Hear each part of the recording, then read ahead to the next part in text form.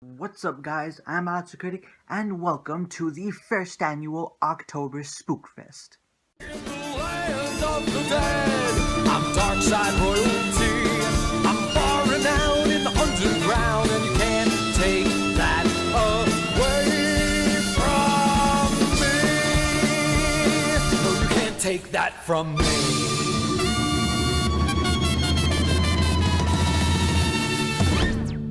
Now, please bear in mind that I don't have any costume to wear or decorations to hang up for that matter, because this show literally runs on a zero-sum budget. If it's any consolation though, I can filter my voice so that it sounds really deep and menacing. For my first ever installment of the October Spook Fest, I'm going to be taking a look at one of my favorite shows of all time, King of the Hill, specifically their Season 7 Halloween special, Pigmalion. Huh? What's that? Pitch shifting my voice isn't charming my viewers? Well, how else am I supposed to show them that I'm in the Halloween spirit? Just make a regular review. Yeah, I guess I can do that. So, fellow fans of King of the Hill are quick to point to Pigmalion as being not just one of the weirdest episodes of the series, but also its worst. Why is that exactly? Well, why don't we just take a trip down to Ireland and find out? The episode begins with the Hill family eating dinner at Rattlesnakes, a restaurant where Peggy Hill's niece, Luann, just so happens to be working at.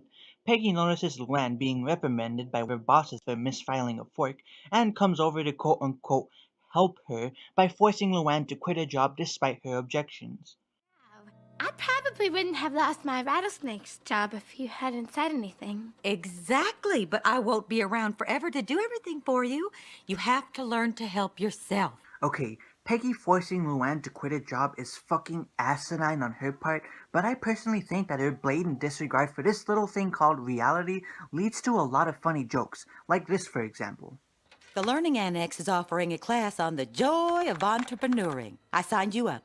It would be really nice if sometimes you could ask me when you make decisions about my life. You're right. Would you like to go at 7 or at 9? 7. I'm sorry, that won't work for me. Seriously, Pygmalion might just be one of the funniest episodes of King of the Hill. The comedic mileage that the writers were able to get out of Peggy Hill alone almost makes up for how terrible this episode is. Almost. Peggy and Luann attend a seminar on entrepreneurship hosted by Tripp, the millionaire owner of a pork product company. Luann catches Tripp's attention, and he later offers her a job interview. When she tells her aunt and uncle about this, Hank has some reservations about Tripp's intentions. Sometimes men aren't interested in what they say they're interested in. To put it bluntly, they're more interested in something else. Oh, you mean sex? No. Yes. I gotta give it up to the writers here because even Hank has some funny lines in this episode. Luann agrees to go on a hot air balloon ride with Tripp, where he somehow convinces her that being an ignorant person is a good thing. You are not stupid. You're ignorant. What? No, you can't tell. It's a compliment. That just means you haven't had the chance to learn all the wrong things. Oh. No one's ever told me that before. Well, maybe that's because no one has ever realized how ignorant you truly are.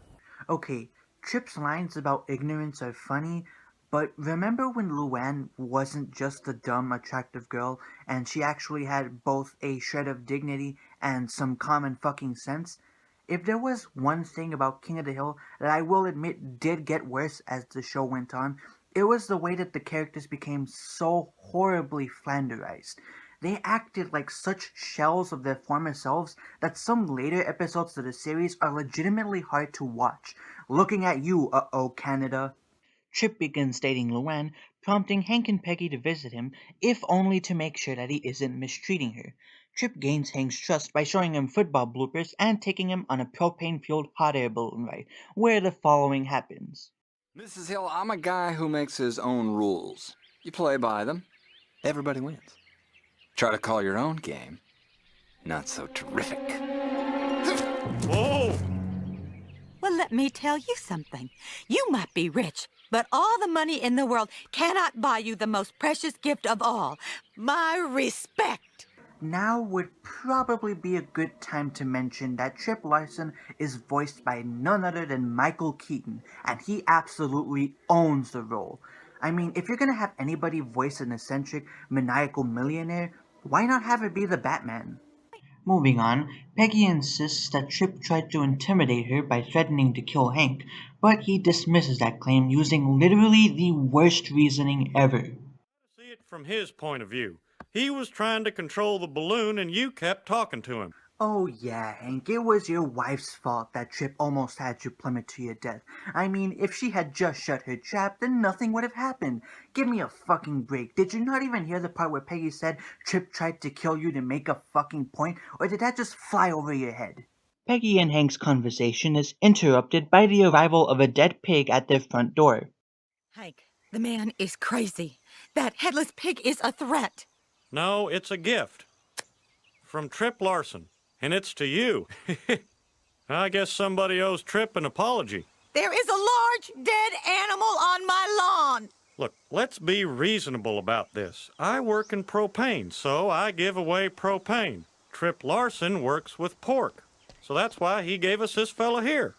Okay, Luann is a fucking moron, so I can understand why she doesn't question anything, but Hank?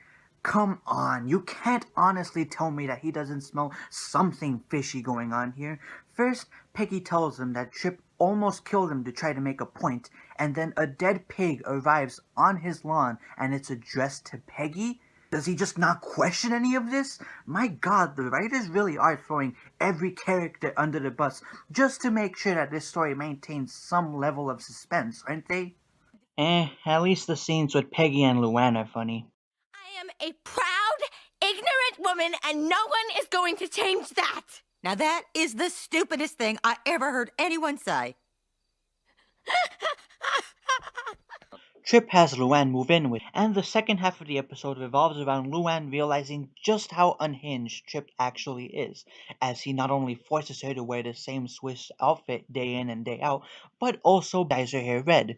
She not only comes face to face with a wild pig living in the house, but later she also stumbles across an old Larson Pork Products ad that features a girl dressed exactly like her. Tripp arrives to tell Luann that the entire reason he brought her into his life was because he was looking for a woman who was as perfect as the one in that ad. When Luann tells him that she feels really lonely living in such a big mansion by herself, Tripp decides to host a giant Halloween party which Hank and Peggy are invited to. Well, I know Luann doesn't want to see me, but I am a Silver Slipper donor to the Dance Theater of Ireland, and those people still owe me an umbrella. There we go, Peggy. Fight for that umbrella. The Hills show up at the Halloween party, where they meet up with Luann, who doesn't stick around for long as Tripp, who is dressed like a pig, calls for her. She finds herself being asked by Tripp to marry a guy who looks exactly like the man in the ad, and she runs away horrified. Tripp and Peggy chase her into a processing plant, where after a small scuffle... Man, I really like saying that word. Scuffle.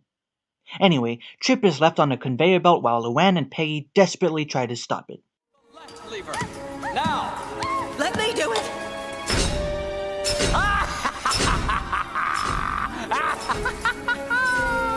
Mama, Papa, I'm coming home.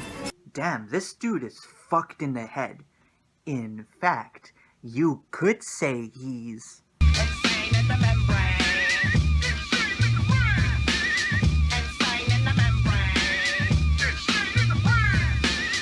No, I'm not apologizing for that joke. I had to make it. On with the video. Tripp receives some drive-by shock therapy, which surprisingly cures him of his mental illness. I can suddenly think clearly.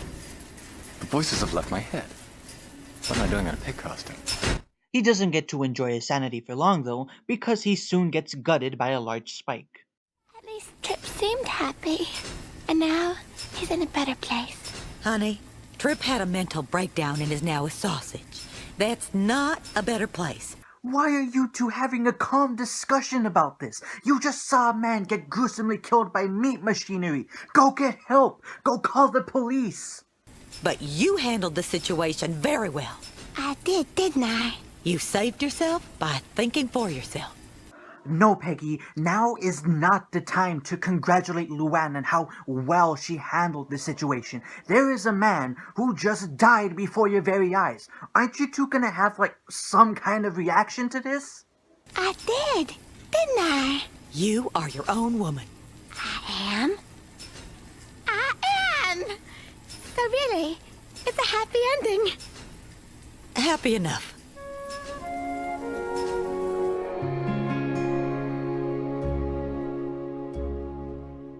Yeah, and I'm sure the police are gonna have no suspicions about your involvement in Tripp's death whatsoever. So that was Pigmalion, and by God did this episode suck. The biggest problem with Pigmalion is that it's very confused. It wants to be this disturbing psychological thriller while still holding true to King of the Hill's down-to-earth realistic tone, but it just doesn't work. The writers just dumbed the characters down far too much for my liking and threw in an out-of-place ending that is so far removed from what would normally happen in King of the Hill that you could have sworn that this was an episode of an entirely different show. The stuff with Peggy and Luann is gold, and there are a lot of jokes in general that hit throughout the episode, but Pygmalion is really one of those things that you'll either love or hate depending on your personal preferences, and I can see why it ranks among the show's worst episodes. I'm Critic, and next time on my October Spook Fest, I'm going to be returning to a certain Cartoon Network show about crystal gems. I'll see you guys later.